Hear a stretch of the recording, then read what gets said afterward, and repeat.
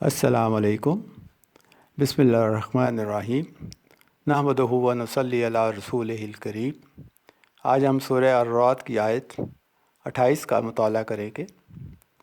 بسم اللہ الرحمن الرحیم۔ الذین آمنوا وتطمئن قلوبہم بذکر اللہ الا بذکر اللہ تطمئن القلوب۔ ترجمہ: وہ جو ایمان لائے اور مطمئن ہوتے ہیں ان کے دل اللہ کے ذکر کے ساتھ۔ سن لو، آگاہ رہو، اللہ کی یاد ہی سے دل اطمینان پاتے ہیں۔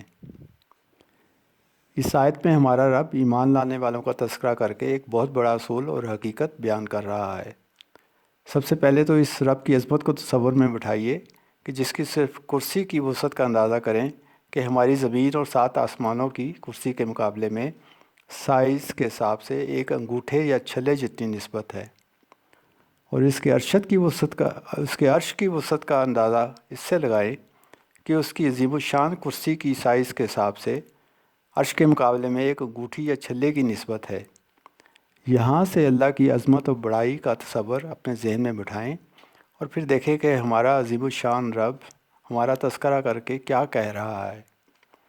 قرآن کی اس آیت میں اللہ تعالیٰ نے ہماری جسمانی اور روحانی شخصیت کو ڈسکس کیا ہے، اور ایک عجیب بات سے ہمیں روشناس کرایا ہے کہ تم جو سکون کی تلاش میں زندگی بھر دھکے کھاتے ہو، کبھی دولت میں سکون تلاش کرتے ہو، تو کبھی عورت میں، تو کبھی اولاد میں سکون تلاش کرتے ہو، کبھی مری کاغان یا نیاگرا فال میں سکون کی تلاش میں جاتے ہو۔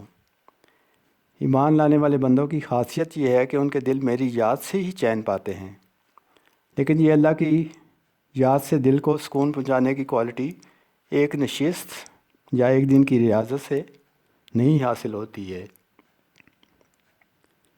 سب سے پہلے تو اپنے دل کو اس عظیم الشان حیثیت کے مالک رب باری تعالیٰ سے مروب کرائیں،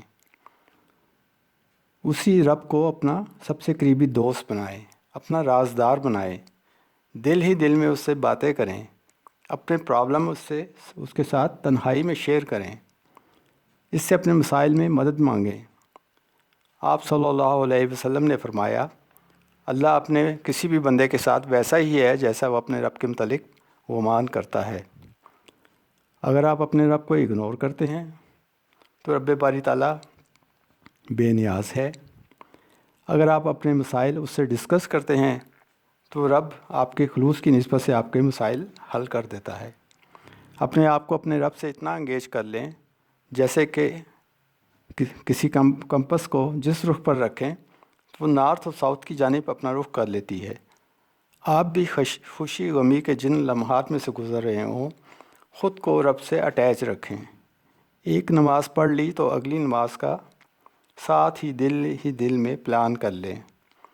اس طرح ہر نماز کا پیشگی پلان کرنا شروع کر دیں، پھر بتدریج اپنی ذات پر اللہ کی نعمتیں شمار کر کے فارغ وقت میں شیطان سے دوستی کے بجائے نعمتوں پر رب کا شکر ادا کریں، حتیٰ کہ آپ اس کیفیت تک پہنچ جائیں جہاں آپ کو قرآن اور اللہ کے ذکر سے ہی سکون ملنا شروع ہو جائے۔ اللہ تعالیٰ سے دعا ہے کہ اس آیت کے مصداق ہمیں ان ایمان لانے والوں میں شامل کر لے۔ آمین۔ صدق اللہ العظیم۔